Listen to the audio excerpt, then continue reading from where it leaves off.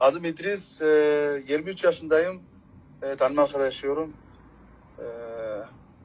Ya, Tamam. 180, ya, Tamam, süper. boyum Peki İdris, seninle biz kaç kiloyla başladık? Şu an kaç kilosun? 131 kiloyla başladı. Şimdi 120 kiloyum. 120 kilosun. Çok güzel. Peki şimdi 10 kilo verdin ama bunun haricinde hayatında neler değişti? Bana hislerini böyle birkaç cümleyle anlatır mısın? Hissiyatını ifade eder misin? Daha rahat oldu. Nasıl söyleyeyim?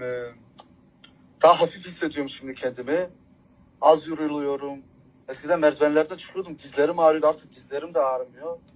İşte sırt ağrısı, nefes zorluğu. Eskiden nefes zorluğu vardı bende. Ben fazla yatamıyordum işte. Baskı Süper. oluyordu. Şimdi daha rahat oldu. Yani çok çok fark ediyordu ya Peki Allah. hedefimiz kaç kilo? Kaç kilo olacaksın? Kaç kilo olmak istiyorsun? 100 kilo inmeyi istiyorum. 100 kilo. Süper. 20 kilo daha gitsin.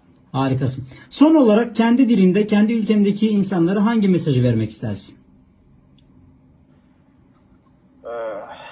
Ja, drengen, jeg anbefaler ham. Han er virkelig god. Jeg synes, I skal, hvis der er nogen, der har problemer med noget vægt eller et eller andet, så anbefaler jeg ham her. Han er virkelig god til at forstå jer. Han snakker med jer. Han er, ja,